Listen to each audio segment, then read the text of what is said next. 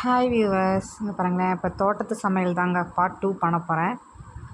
Second time வந்து தோட்டத்துலேருந்து எல்லாத்தையும் பறிச்சுட்டு போய் சமையல் செய்யலாம் அப்படின்னு பிளான் தாங்க. ஏன்னா வீட்டில் எந்த காய்கறியுமே இல்லை. இதை தவிர எங்களுக்கு வேறு வழியும் தெரில. ஏன்னா மழை ஃபுல்லாக. ஓகே, இப்போ எல்லா காயும் பறிச்சுக்கலாம் அப்படின்ட்டு பிளான் பண்ணிவிட்டு அப்போ ஃபஸ்ட்டு பச்சை மிளகா பறிக்க சொல்லிட்டேன். ஆக்சுவலி எல்லா காயுமே எங்களுக்கு நல்லா வந்துருச்சுங்க. இங்கே பாருங்களேன், உங்களுக்கு ஒவ்வொன்றும் நான் கண்டிப்பாக காமிக்கிறேன். ஃபஸ்ட்டு பச்சை மிளகாங்க. ஃபஸ்ட்டு நான் இன்றைக்கி என்ன பிளானில் வந்தேன் அப்படின்னா, ஏதாவது சிம்பிளாக ஒரு சாம்பார், ஒரு பொரியல் அவ்வளோதாங்க. மோஸ்ட்லி நாங்கள் ரொம்ப நிறையா டிஷ்ஷஸ்லாம் பண்ண மாட்டோம். ஓகே, இன்றைக்கி இது போதும் அப்படின்னு பிளான் தாங்க. ஆனால் எந்த காய், வெங்காயம், தக்காளின்னு ஒன்றுமே இல்லை வீட்டில். ஏன்னா இப்போ மழை நமக்கே தெரியும், 4 நாளாக பேஞ்சிட்டு இருந்துச்சு, வெளியவே போக முடியல. சரி, ஓகே, இன்றைக்கி தோட்டத்துக்கு வந்து தான் இப்போ ஒவ்வொன்றா பறிக்க ஸ்டார்ட் பண்ணலாம் அப்படின்னு பறிச்சிட்ருக்கேங்க. ஃபஸ்ட்டு பச்சை மிளகாயை பறிச்சிட்டேன். அதுக்கப்புறம் இங்கே பாருங்களேன், தக்காளி. இந்த தக்காளி பார்த்திங்கன்னா எல்லாம் கொஞ்சம் அரைக்காயாக இருக்குங்க. ரொம்ப பழமாக இன்னும் மாறல. இன்னும் 2-3 நாள் ஆகும் போல். ஓரளவுக்கு மீடியமாக தாங்க இருந்துச்சு. ஒன்றே ஒன்று மட்டும் நல்லா பழமாக இருந்துச்சு. இங்கே பாருங்கள், இதெல்லாம் கொஞ்சம் அரை பழம். அதாவது பிச்சு வச்சோம்னா பழுத்துரும்னு நினைக்கிறேன். அந்த நம்பிக்கையில் நாங்களும் கொஞ்சம் தக்காளியை பறிச்சிட்டேங்க. ஏன்னா திருப்பி திருப்பி வந்து இந்த சேத்துக்குள்ளே பறிக்கவே முடியலைங்க. அது வெளியே உள்ளே வந்துட்டு இது வெளியே போகிறதுக்குள்ள நான் பட்ட பாடு இருக்கே, அவ்வளோதான் ஆயிடுச்சுங்க. இங்கே பாருங்களேன், சோளக்கருது. நாங்கள் வச்சுருந்ததில் ஒரு 3 சோளக்கருது, ஒரே ஒரு பேக்கெட் மட்டும் இருந்துச்சுங்க. அதில் ஒரு 6-7 விதை போட்டுவிட்டோம். அது போட்டு விட்டதில் 3 வந்துருச்சுங்க. கத்திரிக்காய் இருந்துச்சு, அவரைக்காய் இருந்துச்சு, முள்ளங்கி இருந்துச்சு, வெண்டைக்காய், கொத்தவரங்காய், பூசணிக்காய், எல்லா காயுமே இருந்துச்சுங்க. எனக்கு இங்கே வந்ததுக்கப்புறமே என்ன குழம்பு வைக்கிறதுனே ஒரு பெரிய டவுட் ஆயிடுச்சு. அப்புறமே பார்த்தா அவரைக்காய். அங்கே பாருங்கள் எவ்வளோ சூப்பராக இருக்குது. எனக்கு அவரைக்காயை பார்த்தோன்னே ஓகே, இன்றைக்கி அவரைக்காய் குழம்பு வச்சிடலாம் அப்படின்னு பிளான் பண்ணிட்டேங்க. எனக்கு அவரைக்காய் வந்து எங்கள் வீட்டில் செஞ்சு ரொம்ப நாளாச்சுங்க. அதனால் சரி அவரைக்காய் செய்யலான்னு பிளான் பண்ணிட்டேன். கரெக்டாக எங்கள் அம்மா வந்துட்டாங்க.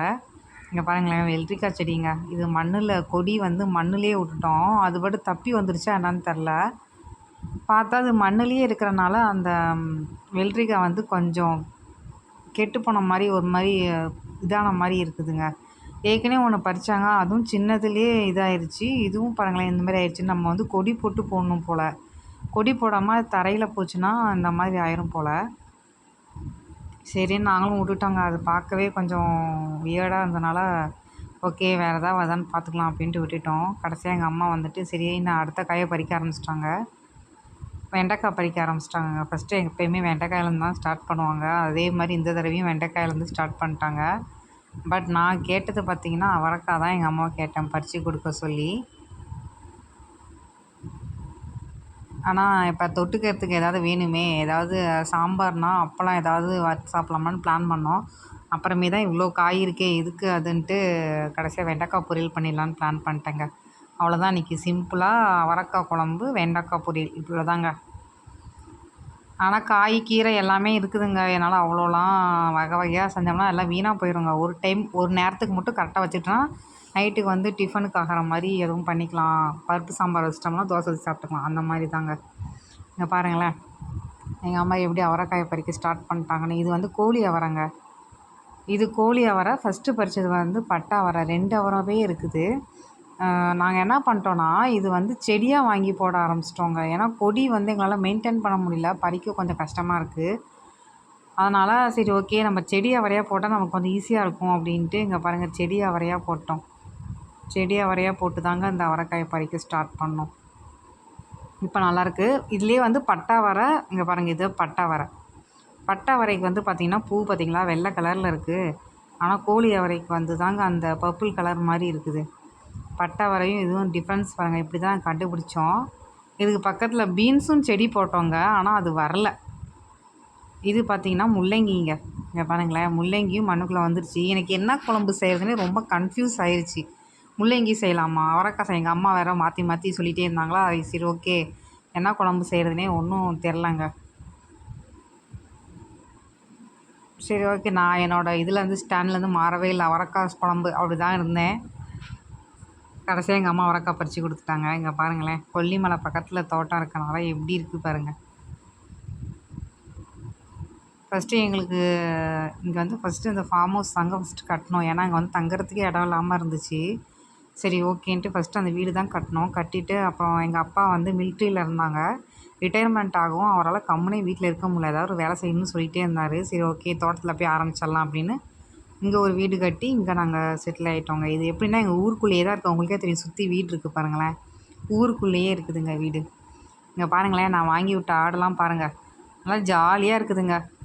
பரணியில் ஏற்றி விடுவோம், திருப்பி எப்படா திறந்து விடுவோன்னு திறந்து விட்டோன்னே ஒரே ஓட்டமாக தோட்டத்துக்குள்ளே வந்துடும். வந்துட்டு இங்கே இருக்கிற புல்லெல்லாம் பறித்து சாப்பிடும். இதுக்கு பேர் தெய்வானங்க. தெய்வானா இது மகா, வள்ளி, முருகன் எல்லாத்துக்கும் பேர் வச்சிட்டோங்க. ஆனால் இந்த தெய்வானை இருக்கே, தெய்வானா இது மட்டும் ஆளை பார்த்தா ஓடி வந்துருங்க. பாருங்கள், ஆளை பார்த்துக்கிட்டே இருக்கும். ஆளை பார்த்தோடனே ஓடி வந்துடும், எதுவும் பால்கள் கொடுப்பாங்க அப்படின்ட்டு. ஆளை விட்டு போகவே போகாதுங்க. காலை சுற்றிக்கிட்டே இருக்கும். இது எங்கே ஆள் நிற்கிறோமோ அங்கே வந்து நின்றுடும். அதுக்கு அதுதான் பழக்கம். ஓகே, எல்லா காயும் பறிச்சிட்டோங்க. இங்கே பாருங்களேன், வெங்காயம்லாம் ஆஞ்சி கொண்டாந்து உள்ளே செல்ஃபில் கொட்டி வச்சிட்டோங்க. இதை ஆஞ்சோம்னா வீணாக போயிடும் வெங்காயம் சீக்கிரமாக. அதெல்லாம் ஆயாமையே இது பண்ணி வச்சிட்டோம். இங்கே பார்த்தீங்களா, அங்கே தக்காளியில் ஒன்று மட்டும் பழுத்துருக்கு, மற்றெல்லாம் கொஞ்சம் அரைக்காயாக இருக்குதுங்க. எல்லா காயுமே நாங்கள் எப்போயுமே ஒரு டைம் தண்ணியிலே கழுவிட்டு அதுக்கப்புறமே தான் எடுத்துகிட்டு போவோம். அதே மாதிரி எல்லாத்தையும் கழுவியாச்சு. கழுவிட்டு ஃபைனலாக அங்கே பாருங்களேன், எங்கள் அம்மா கொத்தவரங்காய், கத்திரிக்காய், அவரைக்காய், வெண்டைக்காய் இவ்வளோ காய் பறித்து வச்சுட்டாங்க. பச்சை மிளகாய் எல்லாமே இருக்குதுங்க உள்ளே. ஓகேன்ட்டு நான் சரி இனிமேல் சமையல் செஞ்சிடலாம், டைம் ஆயிரும் அப்படின்ட்டு நான் கிளம்பிட்டேங்க வீட்டுக்கு. ஏன்னா அங்கே ஒரு அடுப்பு இருக்கனால எல்லாம் சமையல் செய்ய முடியல. இங்கே பாருங்களேன், வெங்காயம், பச்சை மிளகா, அவரைக்காய், தாளிக்கிறதுக்கு கொஞ்சம் கடுகு, வெந்தயம், ஜீரகம் எல்லாமே எடுத்துக்கிட்டேன். பருப்பு மட்டும் வச்சுட்டு பருப்புலேயே வந்து நம்ம மிளகா பொடி, தக்காளி எல்லாத்தையும் புழிஞ்சு விட்டு எல்லாத்தையும் ஃபஸ்ட்டு எடுத்து வச்சுருவேன் நான். அப்போ தான் ஈஸியாக இருக்கும் அப்படின்ட்டு. பருப்பை வச்சுட்டு எல்லாத்தையும் அதில் போட்டு வச்சுக்கிட்டோம்னா காயை வதக்கி விட்டு எடுத்து ஊற்றி இது பண்ணிடலாம். அப்படி பண்ணி பாருங்களேன், சூப்பராக இருக்கும். தக்காளியை மட்டும் நல்லா புழிஞ்சு விட்ருங்க. தக்காளி, மிளகாத்தூள் எல்லாமே அதிலே போட்டுருங்க. எண்ணெய் ஊற்றி கடுகு, உளுந்தம் பருப்பு, கொஞ்சம் ஜீரகம், வெந்தயம் இது எல்லாமே போட்டுட்டு அதுக்கப்புறம் பார்த்திங்கன்னா வெங்காயம், பச்சை மிளகா, கருவேப்பிலை போட்டு நல்லா வதக்கி விடுங்க. வதக்கி விட்டுட்டு கொஞ்சமாக பெருங்காயம் போட்டுக்கணும். பெருங்காயம் போட்டுட்டு வெங்காயம் வந்து பார்த்திங்கன்னா ஓரளவுக்கு நல்லா வதக்கிடுங்க. வதக்கிட்டு அதுக்கப்புறமே காயை போட்டு நல்லா 4 வதக்கிட்டு காய் வந்து ஒரு அரை வேக்காடு நல்லா வெந்ததுக்கப்புறமே பருப்பை எடுத்து ஊற்றி கொதிக்க வச்சு ஆஃப் பண்ணிடுங்க. அவ்வளோதான். இங்கே பாருங்களேன், சாப்பாடு வந்து கஞ்சி காட்டுக்கு வேணும் அப்படிங்கிறனால இப்போ வடிக்க ஆரம்பிச்சிட்டோங்க.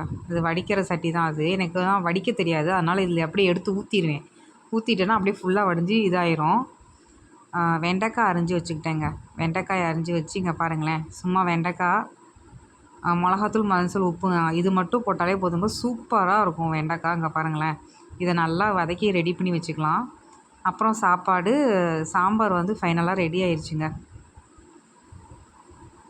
இங்கே பாருங்களேன், சாப்பாடு வெண்டைக்காயும் போட்டாச்சு இலையில. அடுத்து இங்கே பாருங்கள், இதில் வந்து கடைசியாக வந்து கொத்தமல்லி மட்டும் கொஞ்சம் போட்டால் போதுங்க, செம்ம டேஸ்ட் ஆயிரும். ஆக்சுவலி அந்த பருப்பில் பார்த்திங்கன்னா எடுத்து வச்சதில் மிளகாத்தூள், தக்காளி, புளி 3த்தையும் கரைச்சி உப்பு போட்டு வச்சுக்கிட்டிங்கன்னா காய் வதக்கணுன்னு எடுத்து ஊற்றி இந்த மாதிரி கொதிக்க வச்சிட்டிங்கன்னா போதும், சிம்பிளாக சாம்பார் ரெடி ஆயிரும். சின்ன வெங்காயம் போட்டு செய்கிற சாம்பாரே அவ்வளோ டேஸ்ட்டாக இருக்குங்க. இங்கே பாருங்களேன், அப்படியே ஒரு பருப்பு அரைவேக்காடாக வெந்து அப்படியே அந்த மாதிரி ரொம்ப கெட்டியாக இருந்தால் நல்லா இருக்காதுங்க. இந்த மாதிரி வச்சு பாருங்களேன், அவ்வளோ சூப்பராக இருக்கும். இது அப்படியே இந்த மழை காலத்துக்கு இந்த பருப்பு அவரைக்காயோட வெண்டைக்காயோட வச்சு சாப்பிடும்போது இருக்கிற அந்த இது இருக்கே அப்பான்னு ஆயிருங்க. அவ்வளோ சூப்பராக இருந்துச்சு. கண்டிப்பாக நான் அடுத்தடுத்த வீடியோவில் இன்னும் என்னென்ன காய்கறி வச்சு என்னென்ன சமையல் போடலாம், எங்கள் தோட்டத்தை எப்படி மெயின்டைன் பண்ணுறேன் எல்லாமே உங்களுக்கு கண்டிப்பாக நான் சொல்கிறேன். பயங்கரமாக இருந்துச்சுங்க, சூப்பராக இருந்துச்சு. சின்ன வெங்காயத்தில் வச்சு சாம்பார் செய்கிறது நாங்கள் மோஸ்ட்லி பெரிய வெங்காயம் தான் போடுவோம். இந்த டைம் நான் சின்ன வெங்காயம் தோட்டத்தில் வச்சு எல்லாமே செய்கிறனால அப்படி போட்டேன். இந்த வீடியோ பிடிச்சிருந்தா மறக்காமல் லைக் பண்ணுங்கள், ஷேர் பண்ணுங்கள், மறக்காமல் சப்ஸ்கிரைப் பண்ணிடுங்க.